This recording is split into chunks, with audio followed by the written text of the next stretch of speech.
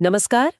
आज हम मध्यकालीन भारत के दो बहुत ही अहम सामाजिक धार्मिक आंदोलनों पर बात करने वाले हैं, भक्ति और सूफी। जी, हमारे पास कुछ जानकारी है, कुछ नोट्स हैं, तो कोशिश रहेगी कि इनकी मुख्य बातें समझी जाएं। बिल्कुल मकसद यही है कि इन स्रोतों से हम जो मुख्य विचार हैं, जो प्रमुख संत हुए, उनका क्या योगदान था, उसे समझें, ताकि इन आंदोलनों का जो पूरा असर रहा, उसकी एक साफ तस्वीर बन सके। हाँ, क्योंकि ये सिर्फ पूजा पाठ तक सीमित नहीं थे, है ना? इनका समाज पर भी गहरा असर पड़ा। निश्चित रूप से समाज को इन्होंने गहराई से छुआ। तो चलिए शुरू करते हैं फिर।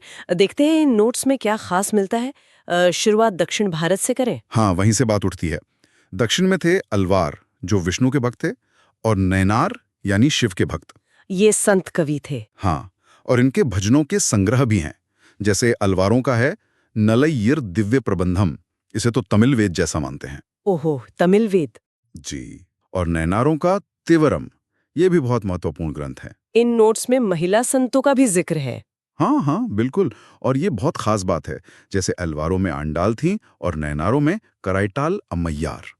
इनका भी बड़ा सम्मान था। अच्छा। और देखिए, इन भजनों को मंदिरों के जो रीति रिवाज थे उनका हिस्सा बनाया गया। और तो और राजाओं ने भी मदद की। पल्लव चोल राजाओं ने संरक्षण दिया। मतलब ये सिर्फ जनता में ही नहीं बल्कि राज दरबारों तक इनकी पहुंच थी। बिल्कुल, सत्ता का संरक्षण भी मिला इन्हें। फिर ये लहर उत्तर भारत की तरफ आई। हाँ, ये धीरे धीरे उत्तर की ओर फैली, और यहां आकर हमें दो मुख्य धाराएं दिखने लगती हैं। एक सगुण, मतलब ईश्वर का साकार रूप, जैसे राम कृष्ण, इनकी भक्ति। अच्छा, मूर्ति पूजा वगैरह जिसमें होती है। हाँ, कह सकते हैं। और दूसरी थी निर्गुण, यानी ईश्वर का निराकार रूप, जिसका कोई आकार नहीं, रंग रूप नहीं, जो मूर्तियों और अवतारों से परे है। हम्म। और इसी दौरान एक और अहम घटना हुई ही कर्नाटक में, लगभग 12वीं सदी में। बसवन्ना ने वीर शैव या लिंगायत आंदोलन शुरू किया। हाँ, लिंगायत समुदाय तो आज भी काफी प्रभावशाली है। जी, और ये उस समय बहुत क्रांतिकारी था। इसने सीधी टक्कर दी जाति व्यवस्था को, कर्मकांडों को, यहाँ तक कि पुनर्जन्म पर भी सवाल उठाए इन्होंने। अच्छा। और अपनी बातें कन्नड़ भाषा में वचन के रूप में कही, सीधी सरल भाषा में। कमाल है। अच्छा, नोट्स में कुछ दार्शनिकों के नाम भी हैं। रामानुज, माधवाचार्य, वल्लभाचार्य। इनके विचार तो शायद थोड़े मुश्किल होंगे समझने में। हाँ, दर्शन थोड़ा गहरा होता है, पर कोशिश करते हैं। देखिए, रामानुज का था विशिष्टाद्वैत, मतलब आत्मा ईश्वर का ही अंश है, पर पूरी तरह घुलमिल नहीं जाती, एक संबंध बना रहता है। अच्छा। माधवाचार्य ने कहा द्वैतवाद, यानी आत्मा और ईश्वर अलग अलग हैं, दो हैं।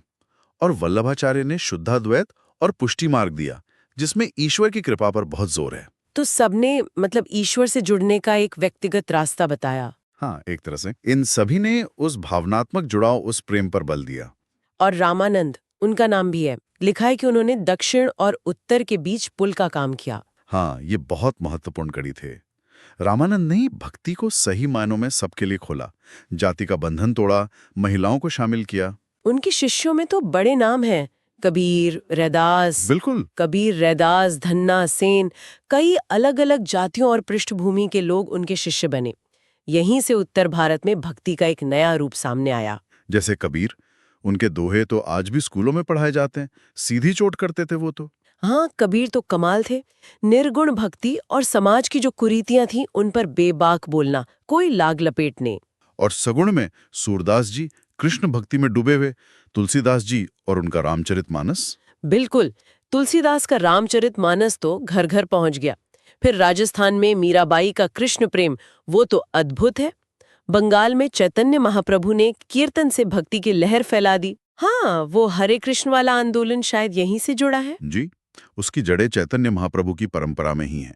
फिर असम में शंकर देव ने भी बहुत काम किया, और महाराष्ट्र के संत ज्ञानेश्वर, नामदेव, तुकाराम, इनका योगदान भी जबरदस्त है। इन सब संतों में एक बात मुझे कॉमन लग रही है। इन्होंने आम लोगों की भाषा में अपनी बात कही है ना, संस्कृत जैसी कठिन भाषा में नहीं। सही पकड़ा आपने, यही यही इनकी सबसे बड़ी ताकत थी। इन्होंने हिंदी, अवधी, ब्रज, पंजाबी, मराठी, कन्नड़, तमिल, बंगाली, असमिया, इन सब भाषाओं को अपनाया। तो संदेश सीधा लोगों तक पहुंचा। बिल्कुल, समाज के हर वर्ग तक, दूर दराज के गांवों तक इनकी बात पहुंची। अच्छा, अब जरा सूफी परंपरा की तरफ चले। नोट्स कहते हैं ये इस्लाम का रहस्यवादी पहलू है।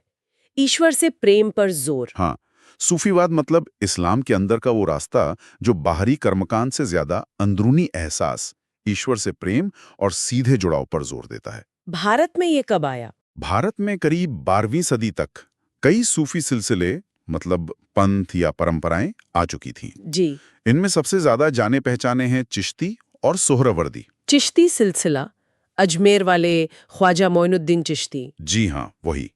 ख्वाजा मोइनुद्दीन चिश्ती ने ही भारत में चिश्ती सिलसिले की नींव रखी।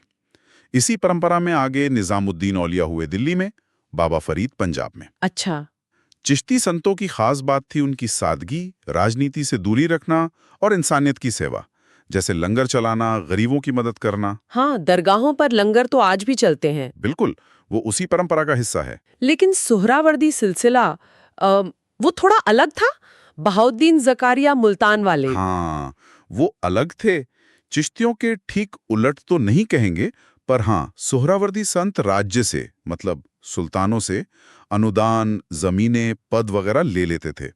उनके शासकों से रिश्ते अच्छे थे। ये एक बड़ा फर्क है। जी। सूफीवाद में कुछ और चीजें भी खास हैं, जैसे पीर और मुरीद का रिश्ता, जी। यानी गुरु और शिष्य का। हाँ, गुरु शिष्य परंपरा तो भक्ति में भी है। बिल्कुल, और यहाँ भी बहुत गहरा रिश्ता होता है।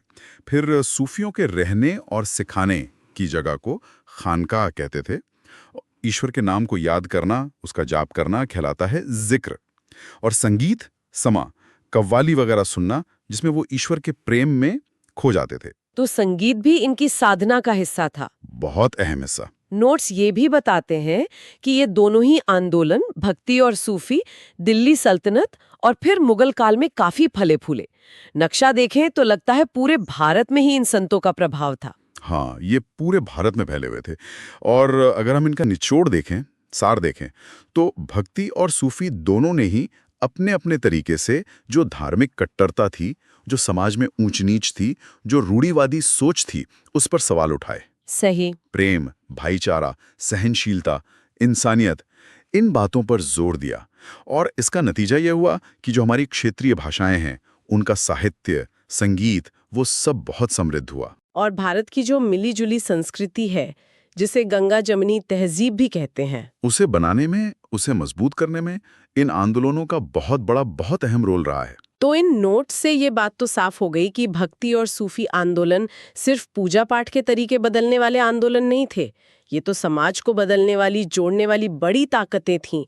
मध्यकालीन भारत पर इनका असर वाकई बहुत गहरा था। निश्चित रूप से इनका जो मूल विचार था, वो था ईश्वर से एक सीधा, एक निजी रिश्ता बनाना और बाहरी दिखावे या सामाजिक बंधनों से ज्यादा मन की शुद्धि, अंदरूनी पवित्रता पर जोर देना।